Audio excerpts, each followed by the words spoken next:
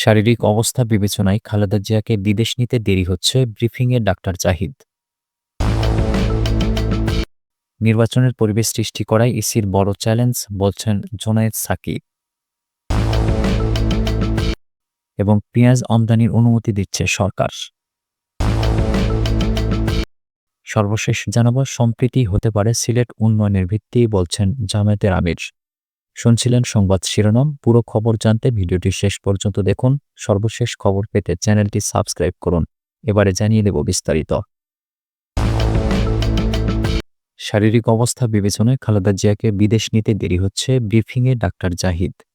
বিএনপির চেয়ারপারসন ও সাবেক প্রধানমন্ত্রী খালেদা জিয়ার শারীরিক অবস্থা বিবেচনায় বিদেশ নিতে দেরি হচ্ছে বলে জানিয়েছেন তার ব্যক্তিগত চিকিৎসক ও দলটির স্থায়ী কমিটির সদস্য ডাক্তার এজেড জাহিদ হোসেন।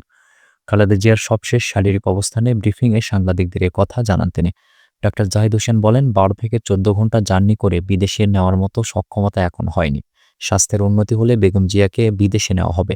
এ সময় তিনি সোশ্যাল মিডিয়ায় ছড়ানো বিভিন্ন গুজব নিয়ে সতর্ক করেন এবং গুজব ছড়িয়ে বিভ্রান্ত না হওয়ার জন্য সবার প্রতি আহ্বান জানান।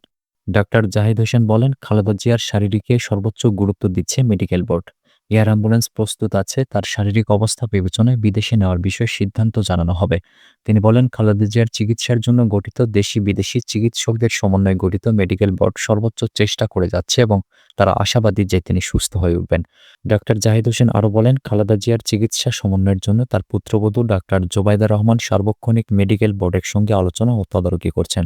এছাড়া তারেক রহমানও সার্বক্ষণিক তদারকি করছেন এবং চিকিৎসকদের নির্দেশনাকে অগ্রাধিকার দিচ্ছেন। এদিকে বিএনপি চেয়ারপারসনের উপদেষ্টা এনামুল হক চৌধুরী জানিয়েছেন, উন্নত চিকিৎসার জন্য খালেদা জিয়াকে লন্ডনে নিতে বিশেষায়িত এয়ার অ্যাম্বুলেন্স প্রস্তুত রয়েছে।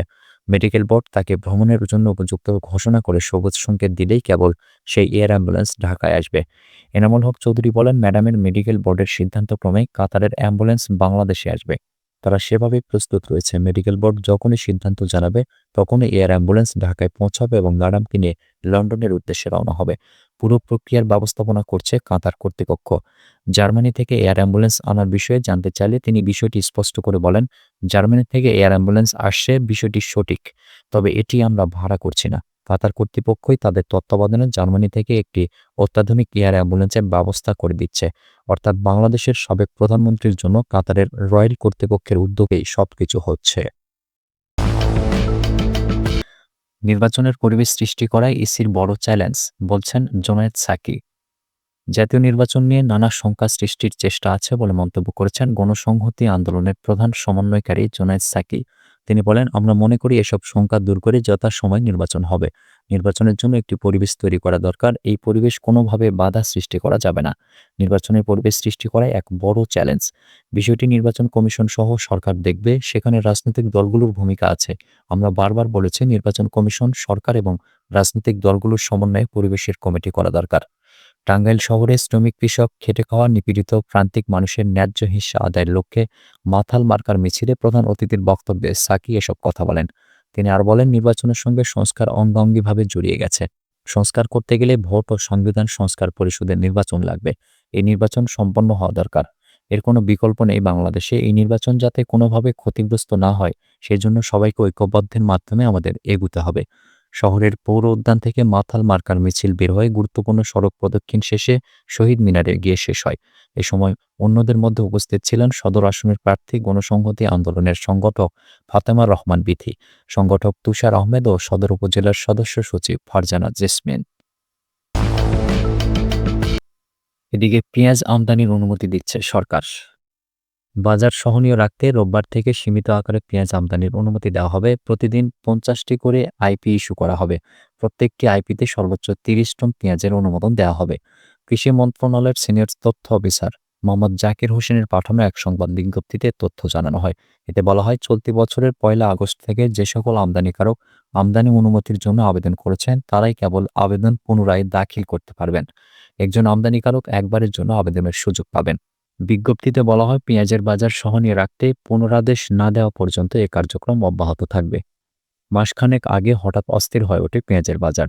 4-5 দিনের ব্যবধানে 40 টাকার মতো বেড়ে যায় দাম। প্রতি কেজির দর ওঠে 115 থেকে 120 টাকায়। এরপর সরকার আমদানির অনুমতি দেওয়ার সিদ্ধান্ত নিলে দর কিছুটা কমতে থাকে। ধীরে ধীরে কমে 105 থেকে 110 টাকায় নেমে আসে। গত সপ্তাহে সরকারের তরফে বলা হয় পেঁয়াজের পর্যাপ্ত মজুত আছে, নতুন পেঁয়াজও শিগগিরই বাজারে চলে আসবে। তাই কৃষকের স্বার্থ রক্ষায় আমদানির অনুমতি দেওয়া হচ্ছে না। সরকারের এমন পদক্ষেপের সুযোগ নিচ্ছেন মজুতদার ব্যবসায়ীরা, ফলে আবারও দাম বাড়ছে। বুধবার রাজধানীর খুচরা বাজারে প্রতি কেজি পেঁয়াজ বিক্রি হয়েছে ১১৫ থেকে ১২০ টাকা দরে। সেই হিসাবে এক সপ্তাহের ব্যবধানে কেজিতে বেড়েছে ১০ টাকা। তবে টিসিবির হিসাবে গত বছরের চেয়ে এখনও ১০% কম দর রয়েছে পেঁয়াজের। এদিকে বাজারে নতুন মুড়ি কাটা পেঁয়াজ না এলেও পাতাযুক্ত পেঁয়াজ এসেছে, প্রতি কেজি কেনা যাচ্ছে ৭০ থেকে ৮০ টাকায়। পেঁয়াজ ব্যবসায়ীরা জানান, আমদানি করা হবে না এমন খবরের দর বেড়েছে। মজুতদার ও কৃষক পর্যায়ে দর বাড়ার কারণে পাইকারি ও খুচরা বাজারে এর প্রভাব পড়ছে। এর আগে ৯ নভেম্বর বাণিজ্য উপদেষ্টা শেখ বশিরউদ্দিন জানিয়েছিলেন, ৪-৫ দিনের মধ্যে পেঁয়াজের দাম না কমলে আমদানির অনুমোদন দেওয়া হবে। তিনি বলেছিলেন, আমরা বাজারের তীক্ষ্ণ দৃষ্টি রাখছি, দেশে প্রচুর পরিমাণে পেঁয়াজের মজুত রয়েছে। আগামী ২ সপ্তাহের মধ্যে নতুন পেঁয়াজ উঠবে, তারপরও যদি আগামী ৪-৫ দিনের মধ্যে দাম না কমে তাহলে আমদানির অনুমোদন দেওয়া হবে। তিনি বলেন, বর্তমানে সরকারের কাছে ২,৮০০ আবেদন রয়েছে পেঁয়াজ আমদানির। এর ১০% আমদানির অনুমোদন দেওয়া হলে দেশে পেঁয়াজে সয়লাভ হয়ে যাবে। তবে দাম একেবারে কমে গিয়ে কৃষক যাতে ক্ষতিগ্রস্ত না হয় সেজন্য সরকার পর্যবেক্ষণ করছে। সম্প্রতি হতে পারে সিলেট উন্নয়নের ভিত্তি, বলছেন জামায়াতের আমির।